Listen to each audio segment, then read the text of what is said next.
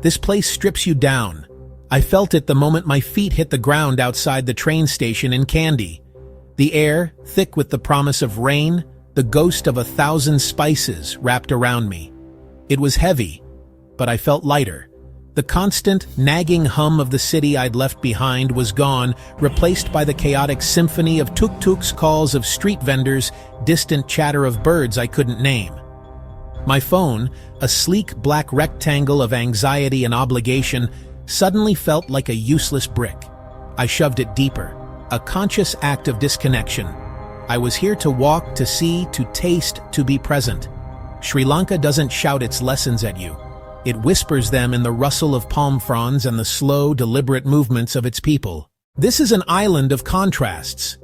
Dense emerald hillsides of tea plants plunging to sun-bleached beaches. From sensory overload of a bustling market to the profound stillness of an ancient temple, all within a single afternoon. There's a pace here, a deliberate rhythm. It forces you to recalibrate, to shed unnecessary layers of hurry and distraction. I came with no grand plan, no checklist.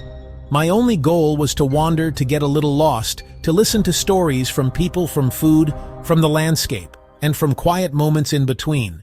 I promised to follow the smells, the sounds, the strange, wonderful pull of the unknown. This journey wasn't about adding more.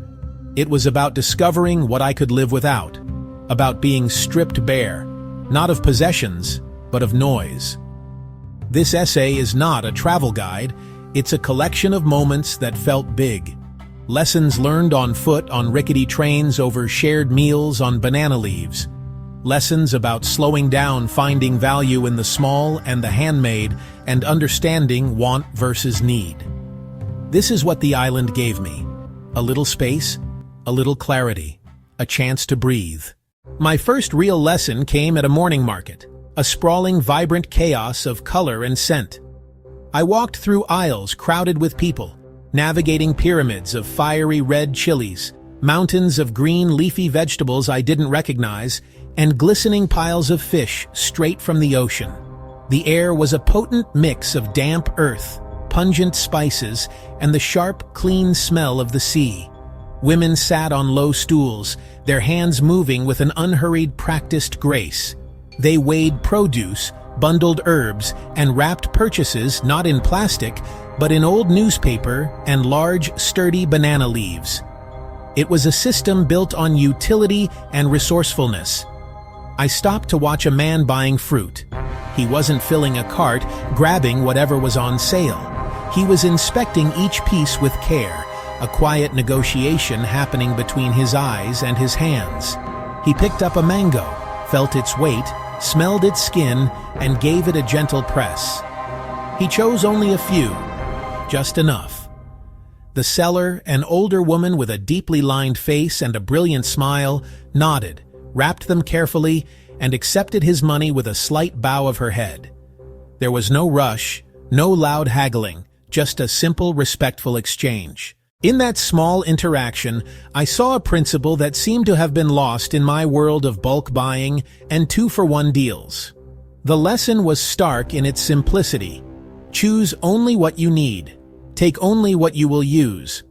The idea of a pantry overflowing with forgotten cans or a refrigerator filled with good intentions slowly spoiling seemed obscene in this context. Here, food was respected. It was chosen with intention, purchased for the immediate future, and as a result, nothing was wasted. It was a direct, honest relationship with sustenance. As I walked away, clutching a small paper cone of roasted peanuts, the lesson settled in. We are conditioned to want more, to stockpile, to prepare for a scarcity that rarely comes. But this constant acquisition, this fear of not having enough, is its own kind of poverty. It clutters our homes and our minds. The market didn't just sell food, it taught a way of being. It was a masterclass in discerning need from want, in understanding that true abundance isn't found in having everything, but in needing very little. It was about finding freedom in having just enough. The train to the hill country was a lesson in motion. The train to the hill country was a lesson in motion. I squeezed into a third-class carriage. Bodies were packed close, a jumble of limbs and luggage. The air thick with the smell of sweat. Cardamom tea, something sweet and fried. But there was no tension, no aggression. People made space, shifting to let an old man sit, hoisting a child onto a lap. A young woman, seeing me standing, offered me a piece of mango from a small container, her smile a silent welcome. Further down the aisle, a boy tapped out a soft, intricate rhythm on the side of the seat, humming a tune only he could hear.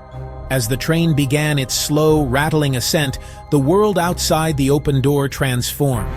The dense, urban sprawl gave way to lush greenery. The tracks hugged the sides of mountains, winding through a landscape that felt prehistoric and wild. And then, the tea fields appeared. They rolled across the hills like a vast green ocean, each bush a perfectly manicured star in a sea of green. Dotted among them were the tea pickers, mostly women, their figures bent in a timeless posture of labor. Their hands moved with a hypnotic, steady rhythm, plucking the top leaf, the second leaf, a bud. Watching them, I felt a sense of calm descend.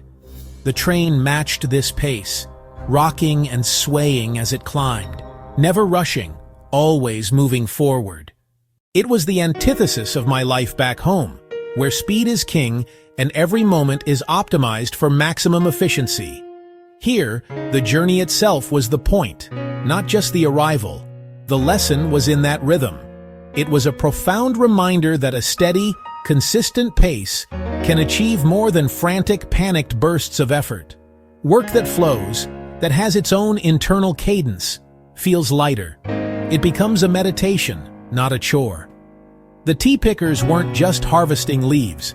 They were participating in a cycle repeated for generations. The train wasn't just transporting people, it was breathing with the landscape. I learned that day that true progress isn't always about speed. Sometimes it's about finding the right rhythm and letting it carry you. I walked up the stone steps to the temple, the heat of the day radiating from the worn surfaces. At the entrance, I slipped off my shoes, the cool, smooth floor a welcome relief against my bare feet. The chaotic sounds of the street below faded away, replaced by a profound and enveloping quiet. The temple was a world of whitewashed stupas, ancient trees, saffron monks' robes. The air was still, scented with the sweet, oily smoke from countless tiny coconut oil lamps, each one a small, flickering prayer. The only sound was the gentle, intermittent chime of a small bell stirred by the breeze. People moved with a quiet reverence. They weren't there to take pictures or tick a box. They were there to be. The thin trails of smoke rose and disappeared into the vast, open air. No one hurried. No one spoke above a whisper. It was a shared space of introspection, a collective exhale. I found a spot under the shade of a Bodhi tree and sat down, imitating those around me. I focused on my breath, the simple, mechanical act of inhaling and exhaling. In the quiet, the usual chatter in my head began to slow down. The anxieties, the to-do lists, the mental static, all of it began to recede. I wasn't trying to solve anything. I was just making space. The lesson of the temple was the power of inner space, a tool for clarity. High in the hill country, on a ridge overlooking a valley shrouded in mist, I found a small, unassuming tea house. It was little more than a wooden shack with a few stools, but the view was breathtaking. The man behind the counter, weathered and wiry, moved with the economy of an expert. He wasn't just making tea, he was performing a ritual. His tools were simple: a battered tin canister of loose-leaf tea, a small blackened pot, a fine mesh strainer, a set of mismatched ceramic cups. Nothing extra, every item had a purpose. He scooped the dark, fragrant leaves into the pot, poured the boiling water, and let it steep for a specific, unmeasured time he knew in his bones, watching the color deepen to amber. Then, with a steady hand, he poured the steaming liquid through the strainer into a small cup and handed it to me without a word. Its warmth seeped into my skin. It was simple, unadorned. No milk, no sugar. just the pure, unadulterated taste of the leaf.